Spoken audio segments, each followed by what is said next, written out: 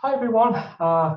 Hello, CorpusCALL SIG members. I'm Peter Crosthwaite from University of Queensland, and I'm just re-recording my presentation on professional development workshops for teachers for DDL, which I presented at the EUROCALL Symposium, but wasn't recorded. So here's my presentation for you.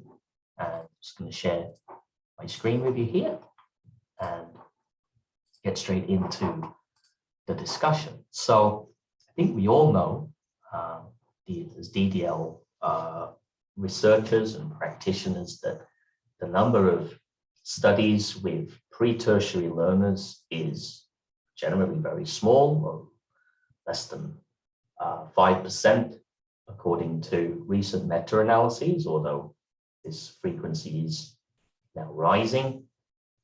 Part of the issue is that we're not really able to penetrate into the school system without extensive funding or collaboration with, say, departments of education, which often don't fall in line with schools of applied linguistics.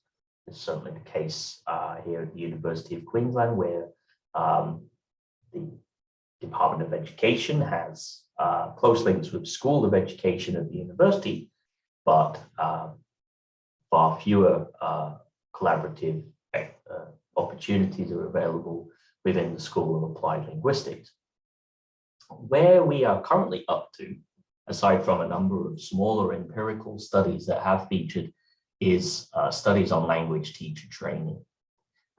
While useful, the studies, though, that have been presented tend to have the applied linguist, i.e. myself, as the main stakeholder, the main person pushing, driving the need and use of corpora within the classroom situation, leaving kind of the teacher or the institution involved as like the willing guinea pigs, I guess, of any DDL innovation that is to take place. Another situation is that the focus of most of the training is on the corpora and the corpus tools themselves, and trying to develop that technical proficiency rather than focusing on how to fully integrate the use of corpora within everyday teaching and learning practices. So that's in terms of like lesson goals, lesson objectives, curricular goals, curricular objectives, assessment, the day-to-day workings of any given classroom, whether that's for language learning or for a variety of different subject content areas. Within Australia, however, there is a need for professional development in computer-assisted language learning, and increasingly there is a need for what data-driven learning can provide. In particular, even in contexts like Australia, where English is the main language spoken, language of education, there is an increasing number of learners who speak English as an additional language or dialect, whether these are from international backgrounds or whether they're native Australian, Indigenous or Aboriginal students. But regardless of language background, the increased emphasis on writing in the disciplines, even at an academic writing at earlier ages, especially in male-dominated fields like the sciences, present an issue even for native English speakers or monolingual speakers of English as their main and only language. And these learners too also have very unique language issues, particularly when it comes to disciplinary discourses like research report writing, for example. And the existing resources that they would use tend to be translation websites for your second language learners, or online English to English dictionaries for your monolingual learners. And as we all know, while these tools are very useful, there are certain things that they cannot do that corpora can do very well. So I was introduced to an all-girls grammar school in Australia through a former master's student of ours, which is an incredibly lucky find. Very often, most of our students will return back to their home countries to take on teaching positions. This student managed to secure a teaching position here within Australia. So through that link, we set up some professional development workshops for all staff, whether that was for the English teaching staff or staff from every single subject and content area. This is incredibly nerve-wracking for me as an applied linguist to have the opportunity to go into a room full of very experienced high school teachers from all different subject content areas and try to promote to them, spread the word in EUROCALL's words about what corpora are, what they can, and what data-driven learning pedagogy can do for them. In terms of the training that I conducted with these teachers, I offered them as a pre-activity the first 2 modules of my Improving Writing through Corpora.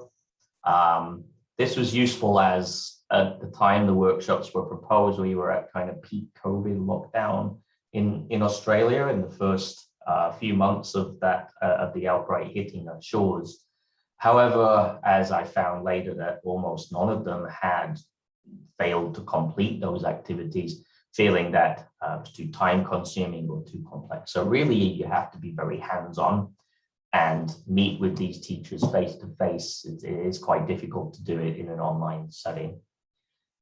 In the 2 hours that I was given, then I made kind of pre-built demonstrations of tools. In terms of the tools that I used were Skeld, Lingual, Buoyant Tools, and Versatext. But importantly, I asked the teachers as a pre-activity to provide texts of their own that they'd be using in their own classes, to bring those on their notebooks or on a USB so that we could use these tools with their own text so as to really contextualize and make relevant the use of the tool so that they could see the opportunities and benefits from their own perspectives. This then led to a 1-hour teacher-led discussion where I just kind of sat back and maybe visited the occasional table to put them all into different groups and allow them to discuss how this approach might fit within their individual teaching and learning plans. It was important that I went into this with no prior expectations and to not try to lead the teachers too much in any single direction. Feeling that the teachers would know their own subject content areas, their students' needs, the challenges better than me. And I think that was certainly the case in the feedback that we received. So while the buy-in was not universal, and again, I went in with the expectation that that would never be the case, I was lucky enough to be introduced to 2 teachers who approached me following the workshops and who complained about poor writing in the physical science elective classes that had just begun that year. While there were a number of different language issues, the tutors were very keen to come up with some way to drill their students into understanding the use of the passive voice in science research report writing, in particular in discussing the methodology of what the students would be doing during these experiments. So they wanted to know how Corpora could help with that. And it was my role then to develop materials that would focus on that specific kind or specific genre of writing and to provide tools that might best be able to exemplify the passive voice for these learners, bearing in mind their individual abilities, needs, and their kind of basic information study skills, processing skills at a relatively young age. So I also, and I think this was also crucial, is that the school offered professional development hours to allow them to work with me over the semester, so that the tutors had a kind of, not just a professional kind of altruistic wish to help their students, but that desire to help their students was reflected in professional development hours with which they could contribute to their salaries, and could maybe give them a longer holiday at the end of the year for joining in. So I think that is quite an important thing to consider. What did we do? So I developed a set of specific online training modules, just kind of sandwiched under the regular modules on my Improving Writing Through Corporate course. These were written again with the specific goal of taking the verbs, the main verbs that the students were using within their research report writing. And I generated this list from a learner corpus analysis of the girls' own written production. And then I made the specific modules based on these verbs, focusing on the passive voice, active versus passive voice use of these verbs, using the different tools. We then aim to determine whether this treatment would be beneficial in terms of a pre-test, post-test experimental setup, analysis of the written reports, which I still haven't done yet, and survey and interview data. So for example, this would be a section of the writing that the students might ordinarily produce. They would have to write a rationale, a research question, methodology, and so on. And there would be elements of this that are primarily written in active voice, and other elements of this that would require the same verbs, but to be produced in passive voice constructions. So based on my learner corpus analysis of these sections, I would draw up some useful kind of engrams and verbs that may benefit from specific treatment. I would run this list by the teachers to see what they thought. They would provide me with some feedback about which elements to target. So again, if we go here into the actual, the course, you might be able to see the actual activities that I worked on. And again, you're free to check any of these out for yourself. We focused on science writing, collocation through word sketch and lingual, using the BAWE corpus and sketch engine. Again, all of these had their own kind of specific activities that would help them to understand passive voice constructions and taking them through the basic functions of each tool as we went along. I tried to keep these activities kind of as brief as possible. So that went pretty well. What did we find? The main findings were detailed on my original EUROCALL presentation for the conference. So I think attendees should still have that available. If not, maybe one of the SIG members could upload that. So I won't go into that too much here, but we found that when students were given the opportunity to use Corpora in the post-tests, the consultations that they made were on the whole very accurate. However, they provided a bit of a mixed response interview. They said they would prefer some of the training activities to have accompanying videos and so on. So I'm still going through a lot of the different feedback from that, and I don't have the paper for that ready, but that's something that is coming on. But in particular, it was very useful to involve the students and the teachers in the discussions about what was going on. And I informed them of the different conference talks that I presented these findings in, even this talk, for example. And they were really pleased with that. They said things like, "Oh, thanks for making us famous around the world." And oh, no problem. But all kind of 10 people who watched it would now think you're famous, I suppose. But and then I do intend to link up what I've been doing with this school with an initiative with teacher trainings in Brazil that's coming up in 2022. So I think they're also very pleased about that. However, it is important to realize that not one size does not fit all. And I had another cohort who were kind of locked in for treatment as well. Again, using a combination of like online activities and training and things like that.